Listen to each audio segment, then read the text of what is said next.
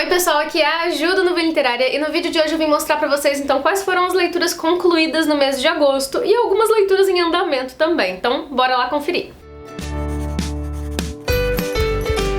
Bom pessoal, um dos primeiros livros que eu li esse mês, eu não tenho mais em mãos. Quem acompanha aqui o canal viu que eu sorteei esse livro aí, viu lá no vídeo que saiu a resenha, saiu o sorteio também, que é o Menina Boa, Menina Amada, Ellie Land. Eu vou deixar a capinha passando aqui pra vocês. Esse livro é realmente uma leitura bem tensa, assim, porque a temática por si só dele já é bem pesada, né? Ele é um thriller psicológico que vai falar sobre uma menina que é filha de uma serial killer. E como se já não bastasse ser serial killer, né? Ela matava crianças. Ela assassinava, sequestrava e torturava e assassinava crianças.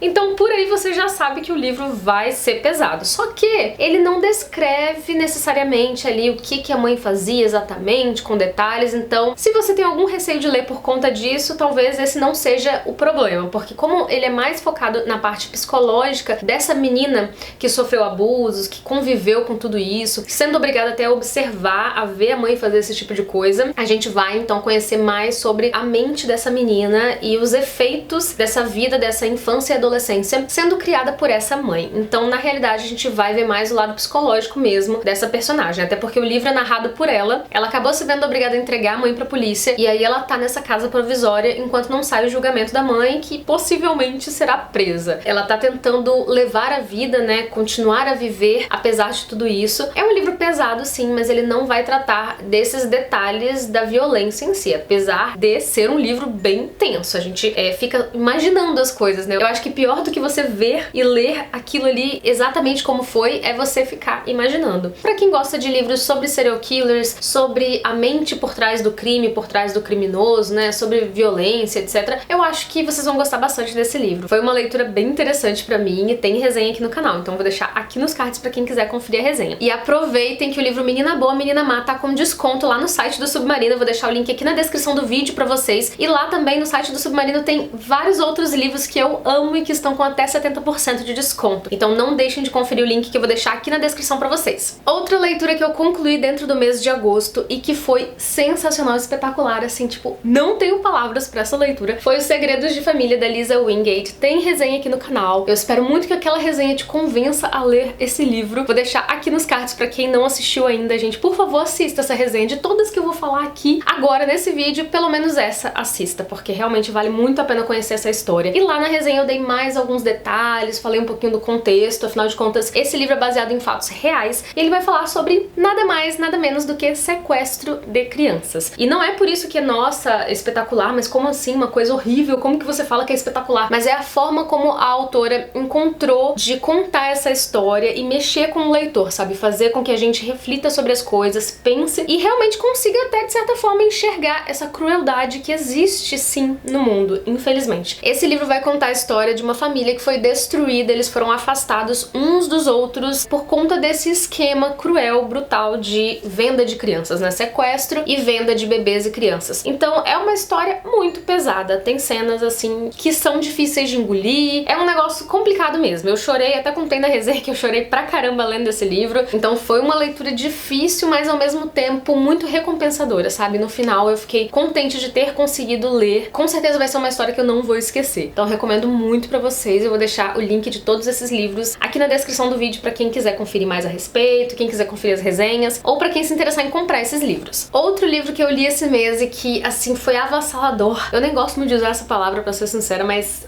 não tenho palavras pra descrever também esse livro, é o Terra das Mulheres, da Charlotte Perkins Gilman, que é a mesma autora de O Papel de Parede Amarelo. Eu ainda não gravei resenha pra esse livro, mas eu já até escrevi um roteiro a respeito pra fazer resenha, porque foram tantas marcações, tantas coisas que eu, assim, queria muito falar a respeito que eu tive que sentar e escrever um roteiro de resenha, mas eu ainda não gravei. Vamos ver se vai ao ar aí, se tiver ido, logo mais eu coloco o link pra vocês também. O Papel de Parede Amarelo é a obra mais conhecida dessa autora, porque essa, né, O Papel de Parede Amarelo foi a primeira obra considerada feminista, sabe? Então ela tem grande importância mesmo na literatura e é, como eu falei pra vocês, a mais conhecida da autora. E eu nem sabia que ela tinha outras obras que são tão diferentes do Papel de Parede Amarelo, porque eu já li, na realidade é um conto, e é tenso também. Ele trabalha de uma forma muito áspera os temas do feminismo e tal. Esse aqui, a autora usa outro tom pra conversar com o leitor, sabe? De uma forma muito mais bem-humorada até, pra falar sobre os mesmos temas, né, com relação ao feminismo. Mas não é aquela coisa chata de imposição, de tipo, olha, toma aqui um manual, um guia pra ser feminista, é isso aqui que tem que ser feito. Não. Na verdade, esse livro é uma utopia, que é o oposto da distopia. Aqui ela vai tentar, por meios da ficção, imaginar um mundo onde ela consiga resolver essas questões que naquela época, né, mais de um século atrás, afinal de contas, esse livro foi escrito em 1915, já eram questões muito pertinentes para as mulheres. Só que ela vai fazer isso de uma maneira muito interessante. Ela vai contar uma história de um lugar onde só existem mulheres, um país das mulheres, que é o título, né, Terra das Mulheres. Em inglês, no original, é Herland. Na realidade, aqui só vivem mulheres. E elas encontraram uma forma de viver em harmonia, de forma equilibrada, com a natureza, com elas mesmas. Elas até arrumaram uma maneira de se reproduzir sem os homens, ou seja, elas não precisam de homens pra absolutamente nada nesse local. Isso é uma coisa que fascina aqui os personagens principais dessa história, que na realidade são homens, são 3 colegas assim, que resolvem investigar se essa terra realmente existe. E aí, muito curiosos, eles se organizam pra fazer essa expedição até esse local, e quando chegam lá eles comprovam que realmente não tem homens. Mas é incrível a maneira como a autora narra, porque ela vai contando pra gente a partir do ponto de vista dos homens até, assim, praticamente metade do livro. Isso é até angustiante, incomoda de certa forma, porque eles são extremamente machistas, né? Na realidade, eles são bem estereotipados. Tem um que é extremamente machista, que acha que ele vai chegar lá e elas vão beijar os pés dele. Ele não acredita que elas consigam viver bem sozinhas, ele acha que ele vai chegar lá e elas vão ser loucas, selvagens ou qualquer coisa assim. Tem esse cara e tem um outro cara que ele é hipersensível, assim, ele é muito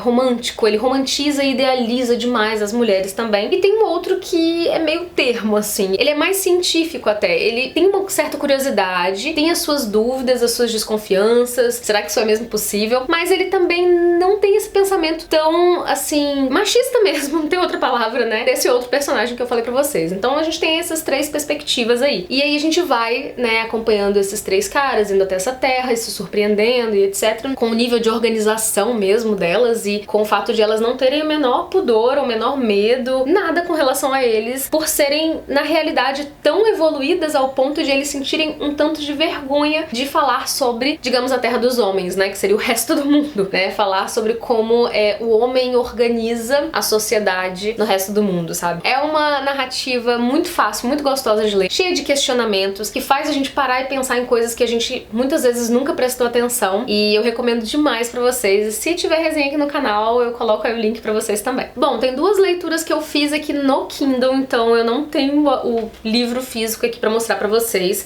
Na realidade, também não sei, depois eu tento gravar uma ceninha no Zoom aí pra vocês verem direitinho, mas são essas 2 leituras aqui, que é o 4 Estações do Stephen King, vou deixar a capinha passando aí pra vocês. Talvez quem já acompanha o canal aqui há mais tempo saiba, lembre que eu comentei sobre esse livro em outros vídeos, porque eu comecei a lê-lo há algum tempo atrás. Na realidade é um livro de contos, são 4 contos, e eu só consegui concluir este mês, mas assim, estou super feliz. Eu li os 2 últimos contos, o penúltimo conto se chama O Corpo, que foi o conto que inspirou o filme Conta Comigo, e o último conto se chama O Método Respiratório, que eu acho que não tem filme, né, mas nunca se sabe. Stephen King, né, várias adaptações de livros e contos pra filmes. Li esses 2 contos, o último não foi tão interessante pra mim, eu acho, não foi tão legal, assim, sei lá, não teve grandes surpresas. Foi um pouco, assim, aterrorizante no finalzinho, tem uma coisa bem bizarra, ruim, que acontece, né, na realidade todos esses contos têm coisas ruins, bizarras acontecendo, porque apesar de eles não serem necessariamente de terror ou horror, o King sempre dá um jeitinho, né, de colocar alguma situação, assim, bem ruim, né, bem drástica, no meio dos contos dele mesmo, que sejam de outros gêneros.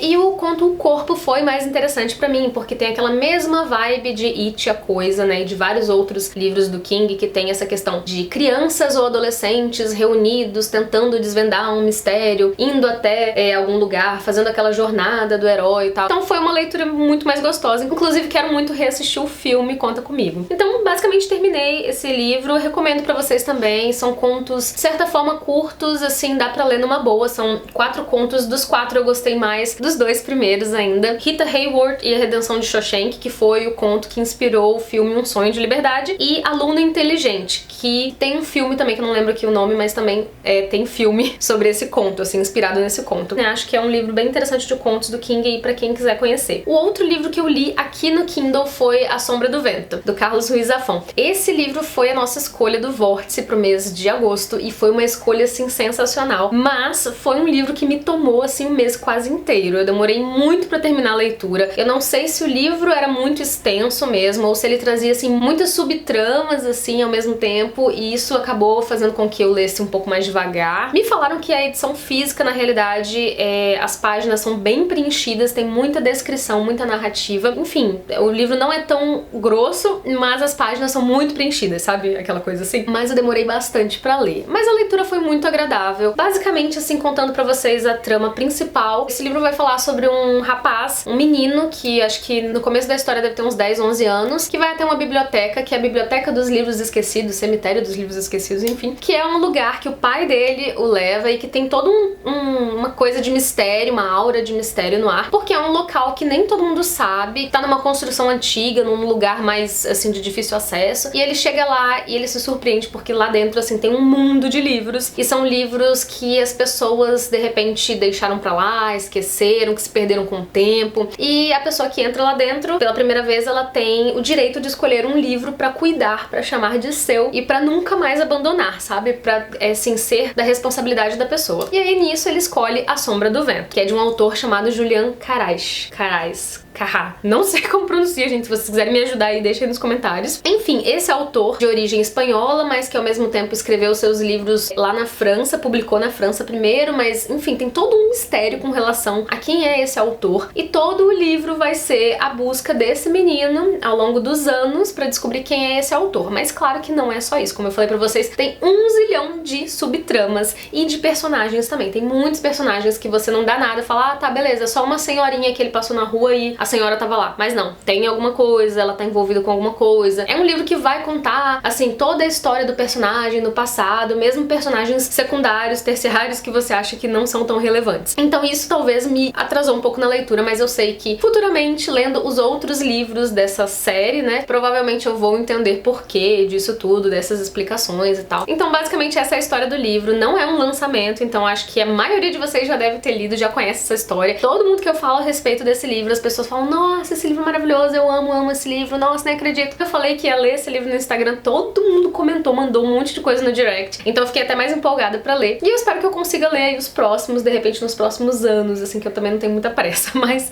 eu espero conseguir ler, continuar lendo essa série. Porém, esse mês eu também dei andamento em algumas leituras que eu comecei meses atrás, como, por exemplo, David Copperfield. Gente, eu tô na saga do David Copperfield, vocês sabem, né, que mês a mês eu venho comentar com vocês aqui um pouquinho sobre como tá essa leitura, porque eu tô levando uma vida pra ler. Sinceramente, não é pelo fato dele ter 1.300 páginas, gente, é simplesmente pelo fato de eu estar enrolando mesmo, porque a leitura é ótima e eu só não consegui dedicar, assim, tipo, muito tempo durante o mês para uma única leitura. Eu tive que dar continuidade a outras leituras também, acabou que foi enrolando. Mas, enfim, esse mês de agosto eu li 100 páginas desse livro, então eu tô aqui na página 1050, daí eu pretendo terminar, de repente, entre setembro, começo de outubro, se Deus quiser, mas eu espero muito conseguir terminar em breve. E eu também continuei o Volte Para Mim, da Paola Alessandra, e eu tô agora na página 115. Então tô por aqui na história, tô gostando bastante. Eu não consegui continuar no mês anterior, porque eu tinha outras leituras pra fazer que tinham mais prioridade, mas agora, com certeza, eu vou terminar esse mês e eu tô gostando pra caramba, sério, tá? Um amorzinho só. E é isso, gente, essas foram as minhas leituras concluídas e essas são as em andamento, e eu ainda, né, pretendo ler outras coisas aí, misturar essas leituras em andamento durante o mês de setembro, e eu volto pra conversar mais com vocês sobre as minhas leituras no finalzinho do mês de setembro ou no começo do mês de outubro. Eu espero não atrasar tanto assim no próximo mês pra vir aqui contar pra vocês as minhas leituras. E eu vejo vocês então em um próximo vídeo. Um beijo enorme